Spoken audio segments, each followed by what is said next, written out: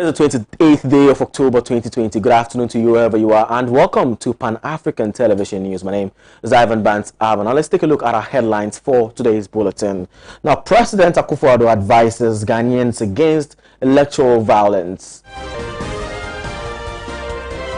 Also coming up, Tema East NDC holds peace walk in constituency. Today on Business, Greater President calls on government to review Act on mortgaging and land title registrations. And on International today, United Nations calls for independent investigations into Palestinian teenagers' death after brutal beating by Israeli soldiers. Now, these and many other stories coming up shortly. Do stay with us. We'll be right back. Stay with us.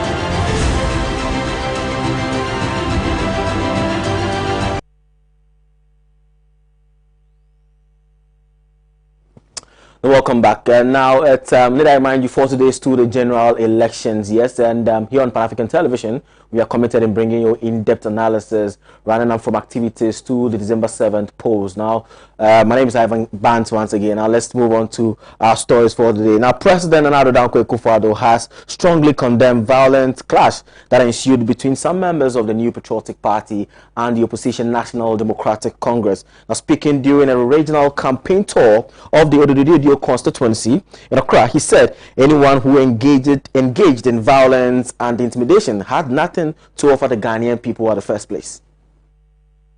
He expressed joy at seeing a great gathering of Gan chiefs, elders and people, adding that it is signaled increased cooperation among the Gan people. The president further stated that there was a need to ensure collective efforts for peaceful election as Africa and the entire global community will be monitoring keenly. President Akufo-Addo said his government will do everything within its power to promote progress and unity among the Gans while he remained in power, and urged them to strive towards living peacefully with each other. The event was graced by chiefs and elders of the Ghanland, as well as a large crowd of the New Patriotic Party (NPP) party supporters and sympathizers, amidst a lot of dancing, singing, display of NPP party colors.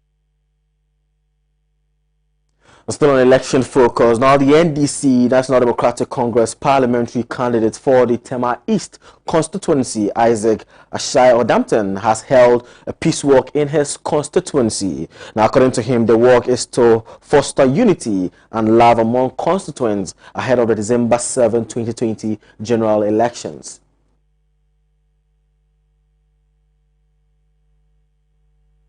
In an interview, he reiterated his readiness to serve the constituents whenever they needed assistance. He also promised to create jobs for the youth and unemployed if given the nod. Indeed, this now puts in focus the mission ahead. I know I have a responsibility to deliver the People's Manifesto, which stands for jobs and prosperity for all. Within the jobs and prosperity for all, the youth is well represented, and so we're going to build on 3 pillars to ensure that talent and skill development becomes our foremost priority. Everyone who is blessed with talent from Almighty God will be helped to bring out the talent. We shall do all within our might and with the guide of God to an end on earth talent in Tema East constituency. Number 2, we shall embark on vigorous skills training and development. Indeed, the technical vocational education and training is going to be a critical part of our activities. under the technical vocation education and training, we have the National Apprenticeship Program. I am going to work to ensure that Tema East constituents enjoy the National Apprenticeship Program. Anyone of this youth who is willing and able to learn any trade, we shall work for them to. And the third pillar is for us to ensure that within the manifesto, tax reduction for medium scale enterprises shall be a reality. And once taxes are reduced, corporate taxes, companies can plow back their profit and what hitherto they would have been paying for taxes to expanding their businesses and thereby opening up their companies for more hands to be employed. I think that this is the time to vote for John Dramani Mahama and Ashao Dampton. I will work with industries, give them the necessary backstopping and ensure that the people of Tama would have decent jobs.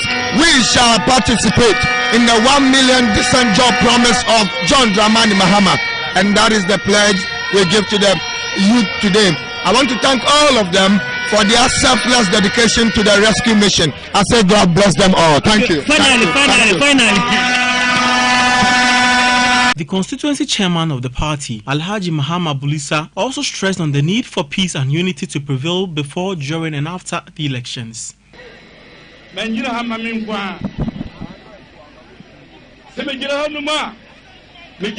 I'm a partner for 2020. We need Japan system of 4 over the NDC.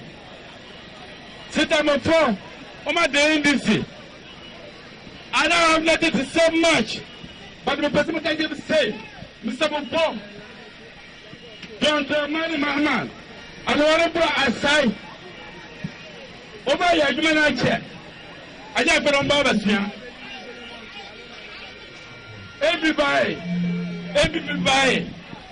woman to Mobo, and ya NDC chairman, woman back, let me say, you know, to office. Ya film. Woman buy, woman and people and is funding our office. Was there in Coffee? Argument so many.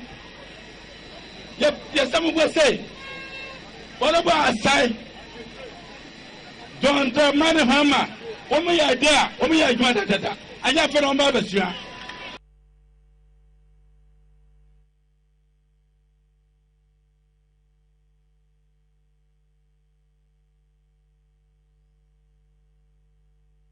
So this report was filed by my colleague Godfred Edu. Now, away from that, the Ghana Journalists Association has secured a 20 million insurance package from state insurance company SIC for 500 media practitioners who will cover the upcoming December polls. Now, according to them, the historic and timely initiative will serve as a cushion for unforeseen experiences journalists may encounter while covering the polls in the various constituencies. There's more to the story. Indeed, 27th October 2020 will occupy a special place in history as the day the #1 insurer in Ghana, SIC PLC, rallied to the assistance of practitioners of the #1 profession in the world, journalism, with an incredible offer of 20 million cedis as personal accidents cover for 500 GJA members who will be accredited to cover the elections. The period spans 1st November 2020 to 31st January 2021. SIC says it deems it a national responsibility to support the GJA in performing those national assignments. The company adds that performing these tasks involves high risks, including bodily injury, damage or destruction of equipment like cameras and phones, and in some cases, death. Each journalist has up to 40,000 cedis for death and permanent disability, and 3,300 cedis per month for a period not exceeding 12 months. Indeed, nothing can be more rational and nationalistic than this gesture, which is unprecedented in history and unparalleled in substance. Election is the centerpiece of democracy, and democracy is impossible without the media. 7 times on the bounce, Ghana, with the pivotal role of the media, has conducted 7 successful elections with 2 alternations of power. The experts take this as a pass mark for democratic consolidation. However, there should be no room for complacency. The high voltage tensions and red-hot anger which characterize elections in Ghana are enough proof that our democracy is still on the stilts. The media once again have an onerous responsibility to not only shape a decent campaign discourse, but also to ensure that our beloved nation stays firmly on the path of democratic ascendancy.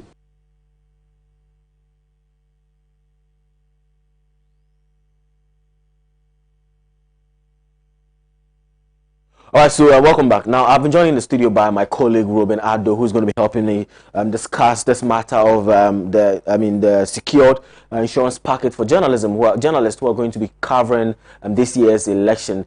We're going to be discussing this matter extensively, and hopefully we'll come to a consensus. Ruben, good afternoon to you. Welcome to the show. Many thanks.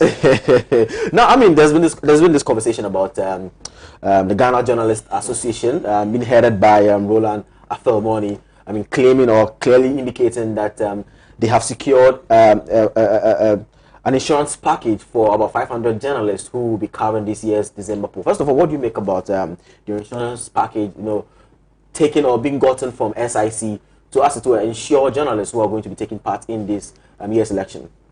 For my money, it's a morale booster for the journalists who have been assigned to cover the upcoming elections, and it's because mostly elections are scenes of carnage and violence, which is not supposed to be the case, because elections are supposed to ensure smooth and orderly transfer of power from one regime to the other. But sometimes it is marred by violence and intimidation. So if journalists who are supposed to inform the populace on the outcome of the polls are themselves found in this situation, then it means that we have to think twice. We have to make sure that the journalists who will suffer bodily harm, who may end up being assaulted for obvious reasons, will be duly catered for. And I want to applaud the GJ for taking such a giant step.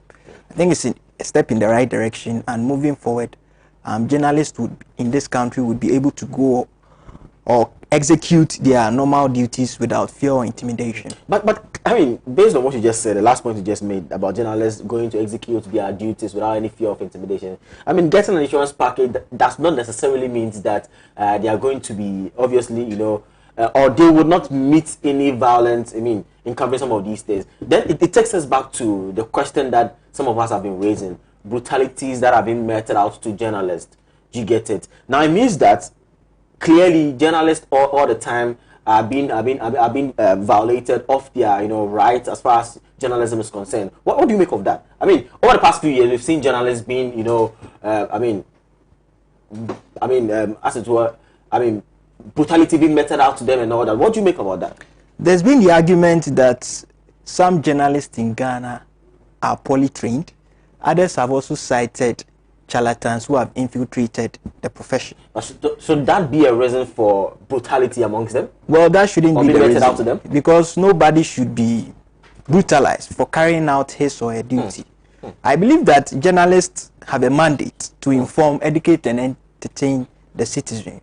So when they go about executing their normal duties, they may come across certain challenges and difficulties. But in fact, journalists are even the fourth arm of government. Of course, the fourth estate of the realm. Yes. So we play an intrinsic role so far as dissemination of information is concerned. So let us try as much as possible not to inflame passions.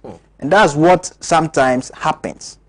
Because if journalists are prone to doing that, it is likely to trigger chaos. I don't want to cite examples, but the Rwandan genocide clearly comes to mind, you know. But in your case, with regards to what DJ is saying, the Ghana Journalists Association is saying, do you think that they have done, as an association that obviously has, or an umbrella for journalists, do you think enough has been done in protecting their fundamental rights as far as their duties is concerned?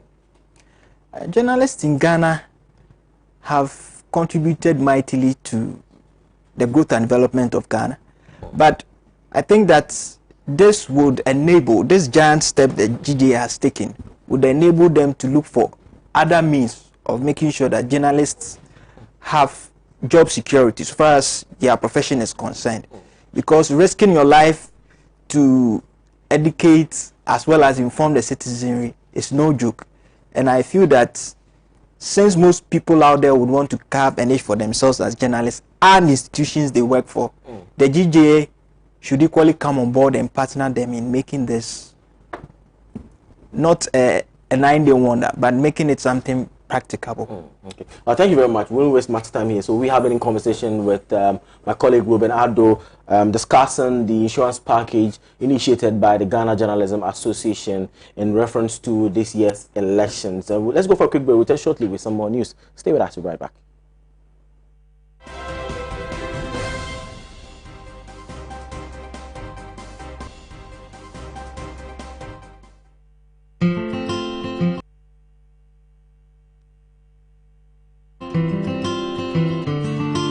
My name is Samuel Obriadriama, Ridge Royal Hotel Cape Coast General Manager. You are ready?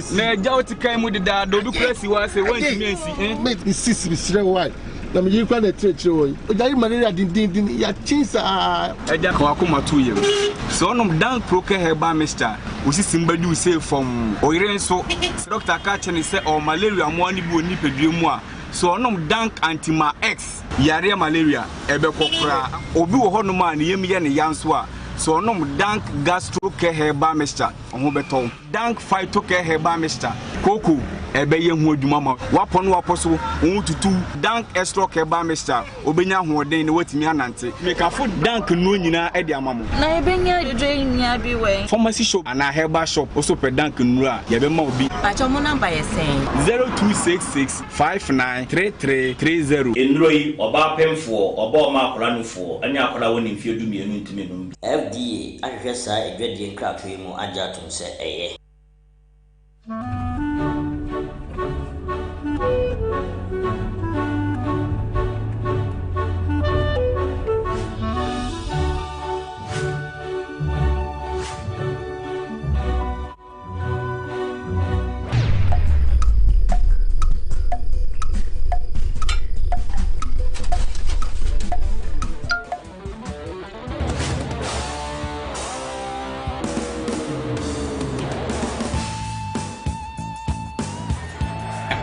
It's incredible! Bang on target!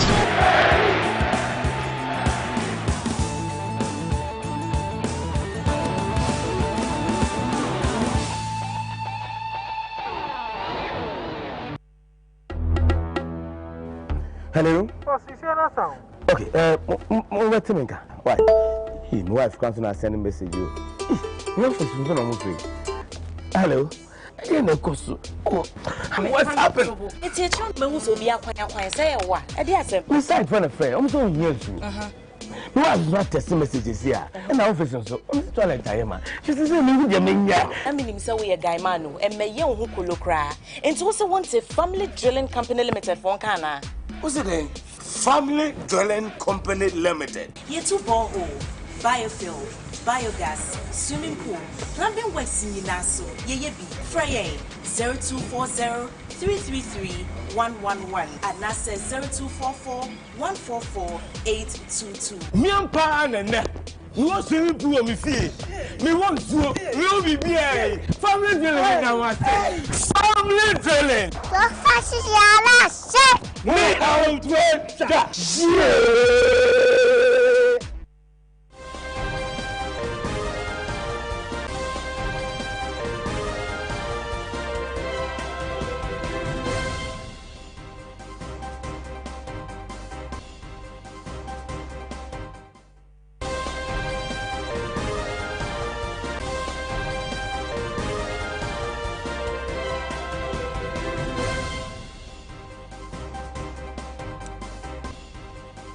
Welcome back from that quick commercial break. If you just joined in, this is still Pan-African Television News. My name is Abban Abban, and let's do some more stories. And let's cross carpet from Ghana to East Africa, where Tanzania will vote to elect a new president today. The President, John Magufuli, was celebrated for his promise to tackle corruption and trim excessive government spending when he first took office in 2015, and hope to win a second 5-year term ahead of main challenger Tunde Lissu. Now that's more to the story. Stay.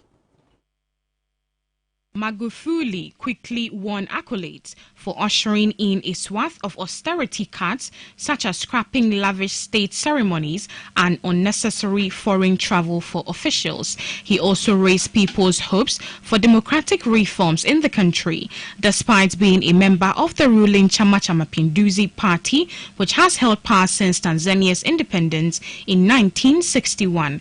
His administration passed a raft of repressive legislation exerting what rights organizations have called an alarming level of control over the country's politics in the months ahead of the 2020 presidential and general elections.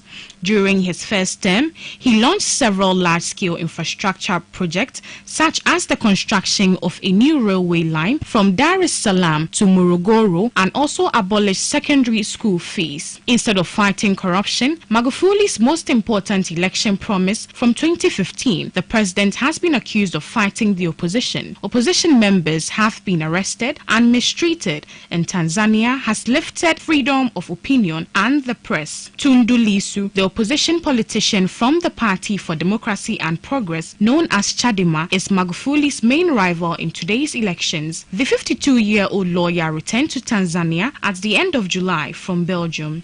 A fierce critique of Magufuli, Lissu had been living there in exile after being shot 16 times by unknown gunmen in September 2017. Lissu, whose election campaign rallies have been well attended, is confident of victory.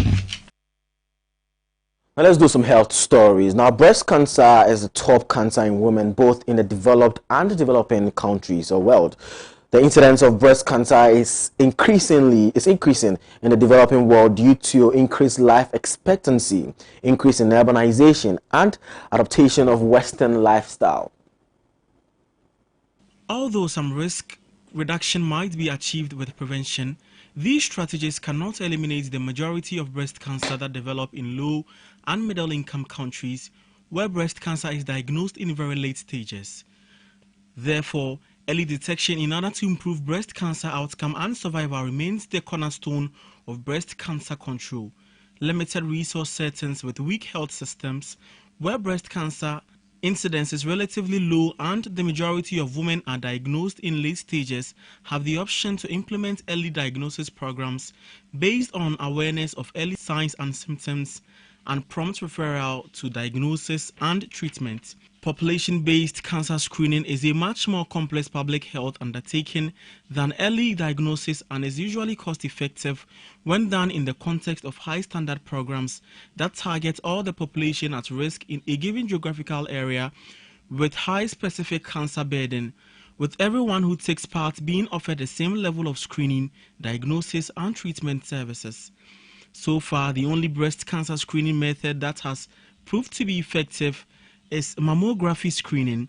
Mammography screening is very costly and is cost-effective and feasible in countries with good health infrastructure that can afford a long-term organized population-based screening programs. Low-cost screening approaches such as clinical breast examination could be implemented in limited resource settings when the necessary evidence from ongoing studies becomes available. Many low and middle income countries that face the double burden of cervical and breast cancer need to implement combined cost-effective and affordable interventions to tackle these high preventable diseases. World Health Organization promotes breast cancer control within the context of national cancer control programs and integrated to non-communicable disease prevention and control.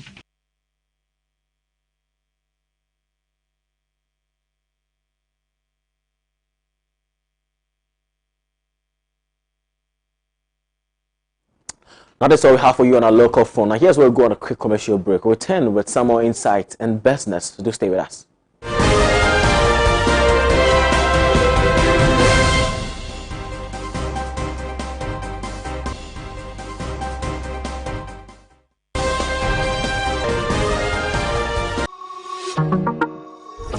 Do you desire to develop a career in media and journalism, beauty and cosmetology, fashion and designing? Then the best institution to help you achieve your desired goals is GH Schools. In our media school, we offer 1-year certificate and 2 years diploma courses in television and film production, journalism and media studies, journalism and media art. In our cosmetology school, we offer 2 years full cosmetology course, 1.5 years beauty therapy course, 1 year beauty specialist course. In the fashion school, our programs include 1-year certificate course in fashion design, 2 years diploma course in fashion design and technology. At GH Schools, industrial attachment is assured. We offer 70% practical training and 30% theory. Our fees are affordable and paid in installments.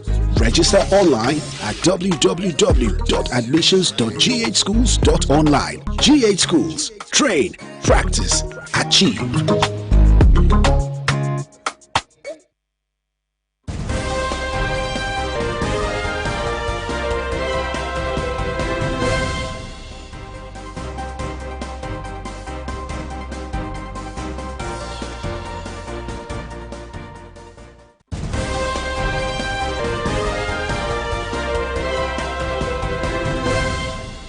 Guys, welcome back from that quick commercial break. Now let's do some business story. Now, President of the Ghana Real Estate Developers Association, Patrick Ebo-Bonfo, has urged the government to review the Mortgage Act 2008 Act 770, the Land Commission Act 2008 Act 767, as well as the Land Title Registration Law 1986 and the PNDC Law 152. There's more to this. According to him, the move will effectively provide financing for mortgages and housing delivery in the country, which will address the housing deficit in the country. In an interview, he further cited reasons for the need by the government to review the Mortgage Act, Land Commission Act, and the Land Title Registration Law. Way back in 2019 April, we submitted the paper to His Excellency concerning the review of some of the laws concerning land, concerning mortgage, whom my finance mortgages, and so on and so forth.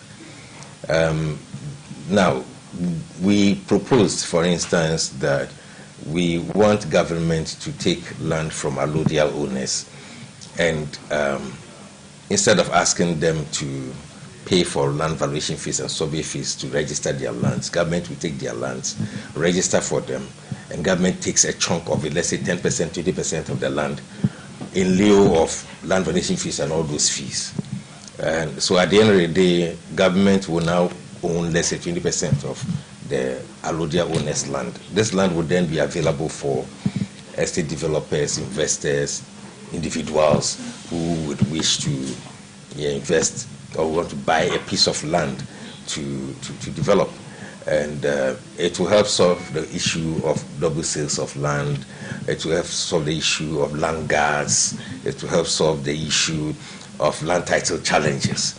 When government also does that, when government owns that 20%, we will be able to buy that land from government and be very confident. Investors will be very confident. We will be confident. Our customers will be confident. I mean, that is title that is truly indefeasible in the eyes of the law.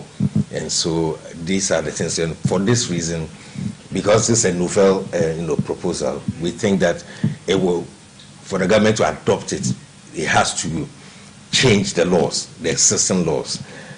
We were, suggesting that the Lands Commission Act 2008 should be reviewed to accommodate this kind of thing. Because previously, whenever government wants to acquire land, they use the either EI or LI, to acquire land compulsorily. Unfortunately, in those instances, government has to pay compensation to the allodial owners of those lands. In our proposition, government will own the land, will not pay any compensation to any landowners. In fact, in conversely, rather, government will end up getting exponential, revenues, because government will sell these lands at open market values, albeit at a discount, to investors and estate developers who would like to use the lands. So government will get more than 300% revenue, from the same piece of transaction. again, also they get to bring all those lands under the purview of the tax authorities, so it's easy to monitor and trace who is buying which land and what tax is needed to be paid. Our system is run by existing laws, you see, so for us to be able to adopt to the new propositions that we are making, the laws must be changed to accommodate it, so that at the end of the day, if government takes those steps, it's already enshrined in our law, and then we can work with it without anybody having any problems, now or in the future.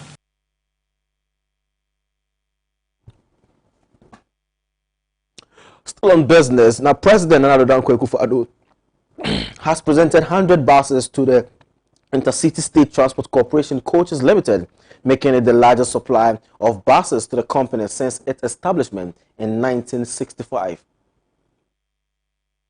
Presenting the buses to the company, he stated that the kind gesture demonstrates government's commitment to revamping the operations of the company and positioning it to play its role as the most celebrated transport company in the country, as well as expand its services to other West African countries. In fulfillment of this, the Akufo-Addo government took steps to assist the company to acquire 100 new buses on their own balance sheet. Expressing his delight at the success story of STC, the president heaped praises on Nana Akomia, Managing Director of State Transport Corporation, for ensuring that the current state of the company is now of a state-owned company that is determined to stand on its own feet, pay its way in the world, and contribute rather than be dependent on the public exchequer. Accra region. And I'm very happy that the first stop of my tour today is here at the STC Company Limited.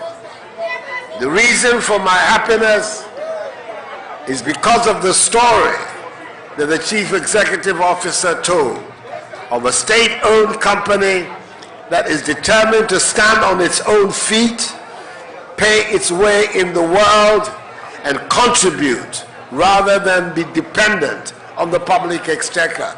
We should give a very big round of applause to the CEO and the management of STC.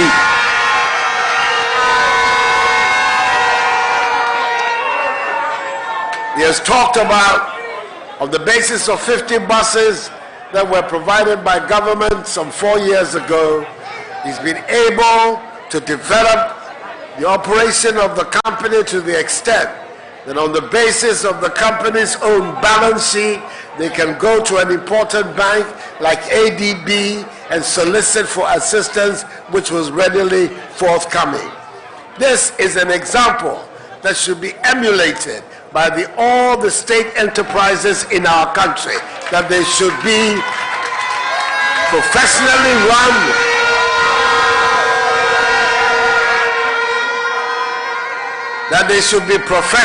run, and commercially driven. The Chief Executive also talked of an important development this year, and that was the closure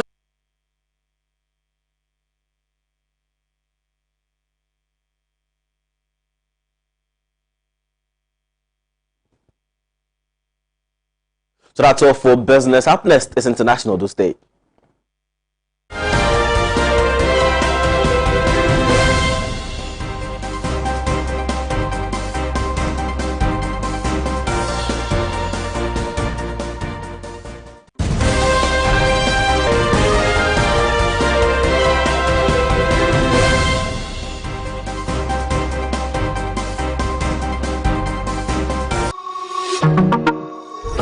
Do you desire to develop a career in media and journalism, beauty and cosmetology, fashion and designing? Then the best institution to help you achieve your desired goals is GH Schools. In our media school, we offer 1-year certificate and 2 years diploma courses in television and film production, journalism and media studies, journalism and media art. In our cosmetology school, we offer 2 years full cosmetology course, 1.5 years beauty therapy course, 1 year beauty special specialist course. In the fashion school, our programs include 1-year certificate course in fashion design, 2 years diploma course in fashion design and technology. At GH schools, industrial attachment is assured. We offer 70% practical training and 30% theory. Our fees are affordable and paid in installments.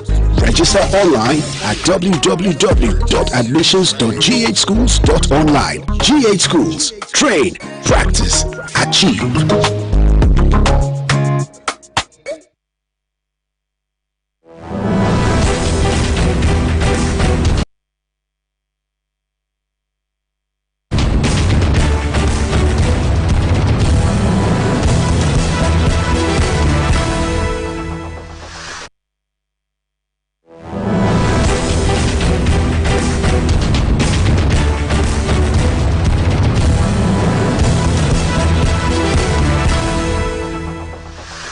Now let's do some international stories. Now, the United Nations on Monday, October 26th, demanded a fair and independent investigation into the death of Palestinian teenager who was reportedly beaten to death by Israeli soldiers on Sunday. The family of the deceased, Ahmed Abdul Rahim Snobar, accused the Israeli soldiers of denying medics at the spot access to Snobar to save his life when he was lying in pains. The UN Special Envoy to the Middle East, Nikolay Mladenov, while speaking at the United Nations Security Council, said that there were many conflicting claims about the circumstances and cause of death. I urge a prompt and independent investigation into the events that led to the death of the boy. The British consulate in occupied Jerusalem also called upon Israel to thoroughly investigate the Palestinian teenager's death at the hands of its soldiers. According to several eyewitnesses, 18-year-old Amir Abdul Rahim Snobar was caught up in clashes with the Israeli soldiers while they were raiding and invading Palestinian village of Turmus Aya in the north of Ramallah, following which he was singled out and beaten mercilessly for 5 to 10 minutes by multiple Israeli soldiers. Snobar was later pronounced dead at a hospital in Ramallah. An Israeli military statement released after the teenager's death claimed that Snobar was trying to escape being caught by the soldiers, during which he fell and hit his head, leading to his death. The Israeli claim, however, is contradicted by the various bruise marks on Snobar's neck, chest and upper body, which even the doctors have identified as deliberately targeted blows intended to cause injury. The Palestinian Ministry of Foreign Affairs and expatriates demanded the information of an international commission of inquiry to carry out investigations into the incident. In a statement released on Sunday, the ministry made it clear that this crime reflects the extent of brutality and fascism that controls the political security and military mentality of ruling the establishment in the occupying state, which allows the killing of Palestinians and the takeover of their land and property in blatant disregard of all international laws, treaties and agreements, including the basic principles of human rights.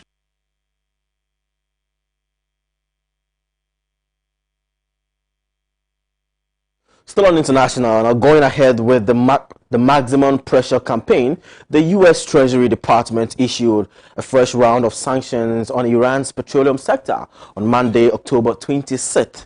The new sanction mostly targets the entities and individuals in Iran's petroleum sector, including the Minister of Petroleum, Bijan Zanganeh. Some of the entities which are included in the sanction list are Iranian Ministry of Petroleum and the National Iranian Oil Company. According to the U.S. Treasury Secretary Stephen Mnuchin, the revenue generated by these companies are used to fund Iranian Revolutionary Guards Corps Quds Force. The sanctions on the petroleum industry companies are considered to be in reaction to the rise in Iranian oil exporter in recent months, as per the estimates by Tanker Tracker. Despite multiple U.S. sanctions, the U.S. has sanctioned Iranian oil exports first in May 2018 after it unilaterally withdrew from the Iran nuclear deal signed by predecessor predecessor Barack Obama in 2015.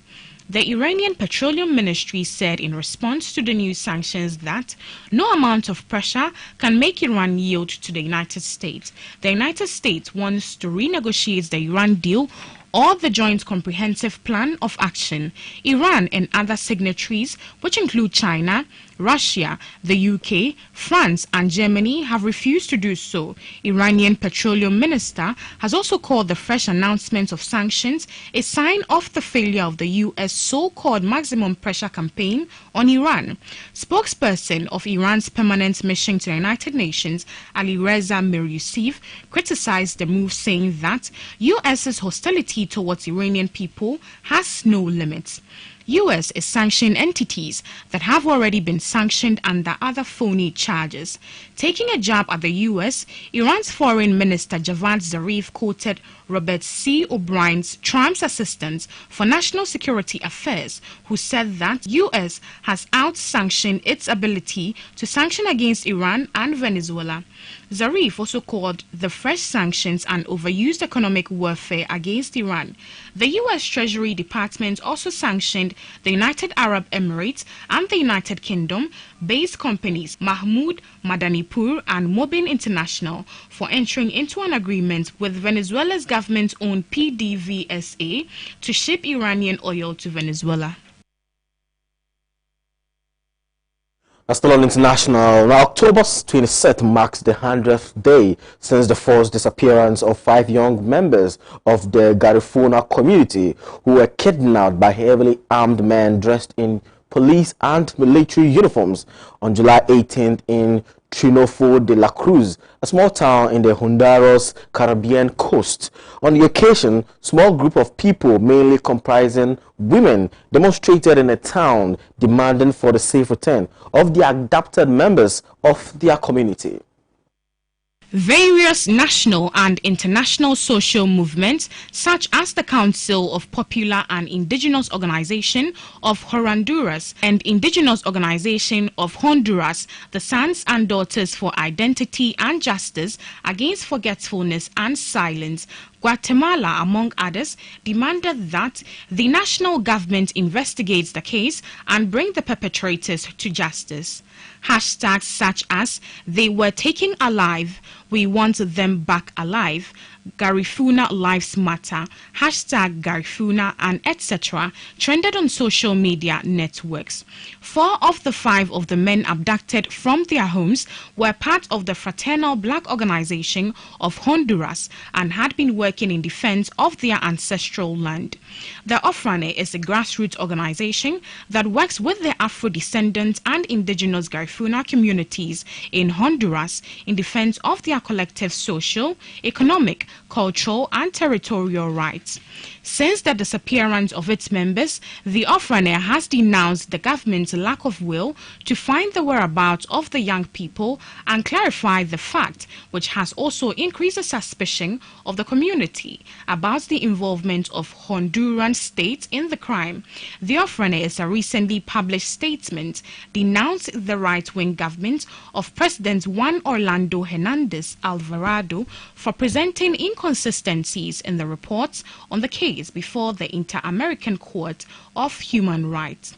The organization rejected the national government's disinformation campaign waged on social media with the aim of discrediting the disappeared by linking them to drug trafficking and demanded international support to pressurize the government to stop the genocide of the Garifuna people who fight for their territorial right.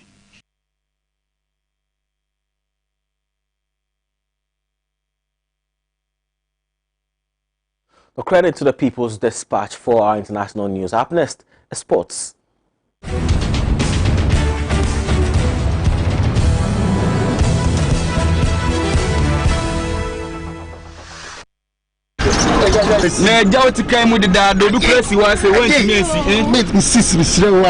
So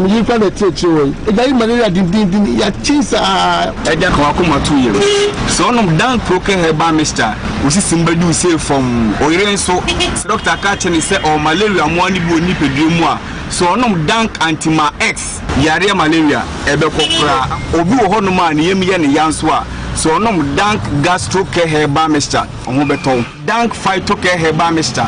Cocoa ebeye hu adwuma ma. Wapon waposo won tutu dank extra herbal mixture. Obenya hu oden ne watimi anante. Make a food dank no nyina e de amamo. Na ebenya dwedwe nya bi we. Pharmacy shop and a herbal shop also per dank nura. Ye be ma obi. Pacho mo number ye saying 0266 593330. Enroi oba penfo oba ma akora nufo anya akora woni mfie du mienu ntime no. FDA ahwehwe saa edwedie nkratoe mu agya atom se eye.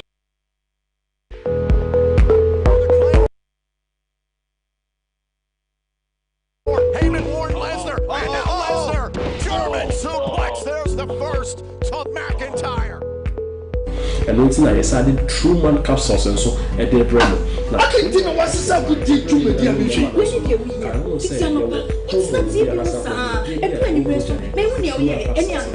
At the account, now you're Beman and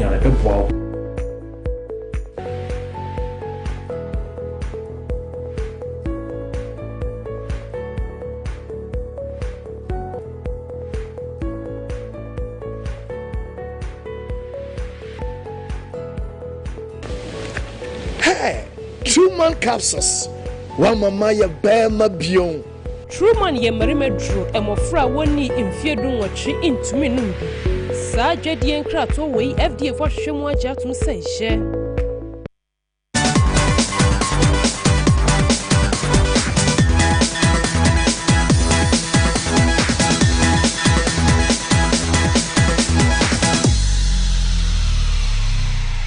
Well, let's do some sports stories. Now, the Club Licensing Board of Ghana Football Association has cleared 8 clubs to host their matches at preferred venue ahead of the 2020-21 season.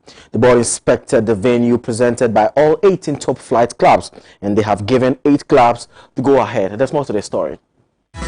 The 8 clubs whose match venues have seen approval include Accra Hearts of Oak and Kumasi Asante Kotoko. The 2 teams who will be using the Accra Sports Stadium, likewise Great Olympics, Legon Cities FC and International Allies. Aduana Stars, Wafa and Ebusua Drafts home venues have also been approved. The board could not approve the following match venues upon its first official inspection, subjecting them to re-inspection. The venues include Dreams FC's Theatre of Dreams, Brekum Chelsea's Golden City Park, Techiman 11 Wonders and King Faisal's adopted home, Oheni Ameyao Park, Ashanti Gold's Lenclay Stadium, Elmina Sharks' Sports Complex, Liberty Professionals' Carl Randolph Park, Carillas Crosby Ewa Memorial Park, and Midmars Akun Park. The new league season will commence on November 13th.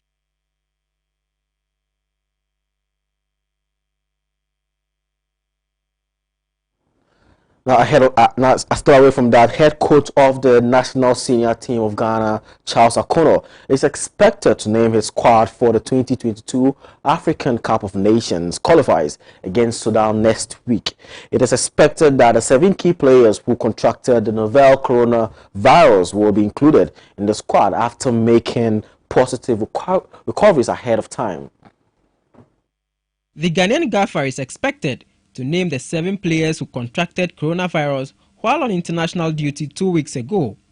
Crystal Palace striker Jordan Ayew, Celta Vigo defender Joseph Edo, and Besiktas midfielder Bernard Mensah all tested positive after Ghana's international friendlies against Mali and Qatar 2 weeks ago. Trabzonspor striker Caleb Ekuban was hospitalized after he contracted the virus, as well as Victoria Guimaraes left-back Gideon Mensah. Turkey-based Joseph Atama Lawe has also recovered after initially testing positive for the novel virus. The 7 players are expected to resume full-scale training at their respective clubs after making positive recoveries in the last couple of days. Coach Akono will include the 7 players as they are key members of his current squad as he prepares to lead the West African Giants to the 2020 African Cup of Nations in Cameroon. It is not certain if he will stick with the core of his team that played Mali and Qatar in an international friendly early this month. The Black Stars will battle Sudan in a double-header in November as part of the qualifiers for the 2022 African Cup of Nations. Still in sport, Tunisian's top flight side Union Sportive has beaten Asante Kotoko to the signing of Ghanaian striker Seifui Mumuni. Report says the striker has been on the wish list of Asante Kotoko since the beginning of the Ghanaian transfer window. The forward did express his desire to join the Porcupine Warriors after a failed move to Romanian side CFR Cluj.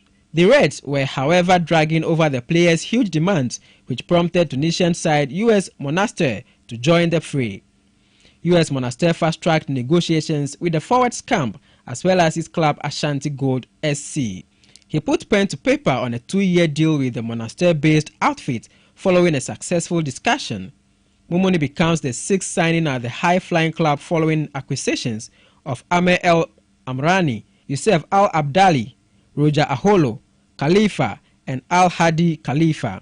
He rose to prominence at the 2019 Wafu Cup of Nations in Senegal, where he netted 4 times to finish as the tournament's top scorer and also impressed in the CAF Confederation Cup last year.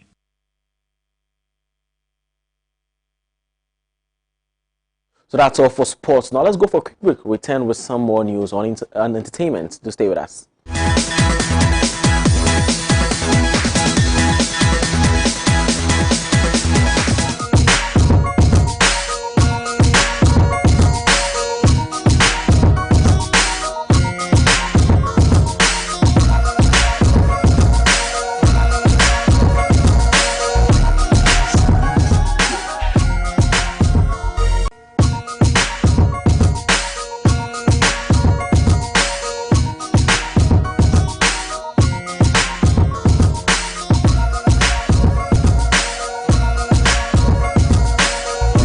Story. Now, the Fetu Afasha is a festival celebrated by the chiefs and people of Cape Coast in the central region of Ghana. It is held on the first Saturday in the month of September every year. The Fetu Afasha is celebrated annually by the Ogwa people of Cape Coast because in the past there was an outbreak of disease among the people that killed many. The people prayed to the gods to help them to get rid of the disease. Thus, the festival is celebrated to keep the town clean and to prevent another epidemic befalling the people. Once upon a time, there had been a plague in Cape Coast, as history has it. This was devastating and as such demanded that the people of Cape Coast call for an intervention from their gods. However, it is believed that the inhabitants of Cape Coast and its environs were able to eliminate this plague with the help of their gods, hence the name Fetu, originally Efin Etu, thus doing away with that. It is also observed to commemorate a bumper harvest from the sea as well as performing rituals to thank the 77 gods of the Ugwa traditional area. The Fetu Afasha was once banned by the then colonial administration of the country and specifically Cape Coast and was termed Black Christmas to depict it as a bad traditional phenomenon.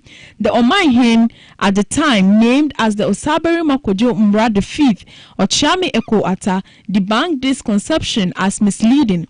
Between 1948 and 1996, the festival finally resumed after the religious struggle from the various important personalities in the Ugwa traditional area.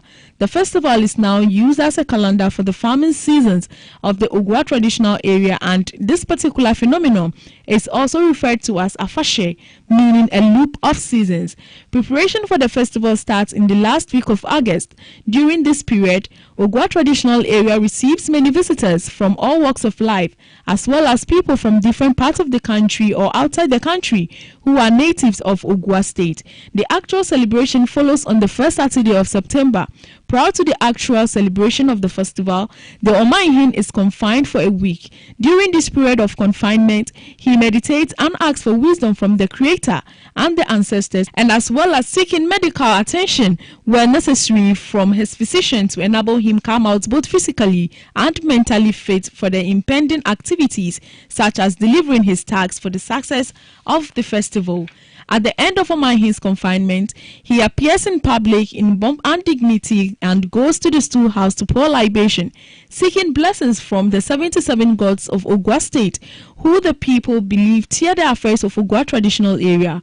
It is also noted that before the festival, all drumming festivities and drumming sounds are banned as tradition demands, as well as fishing in the Fosu Lagoon, lying between the government central hospital and stretching to the place called Aquarium, to ensure a quiet and peaceful environment. It is believed that this is done to allow the spirit of Ogwa State to take over and lead the planners of the festival. This is usually observed before September 1st.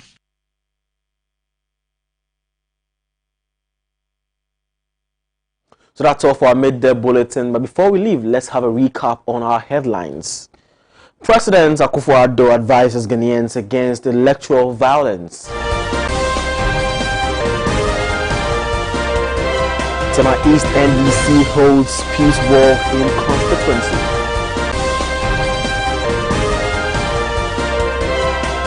And in business today, we did agree that President calls on government to review acts on mortgaging and land title registration.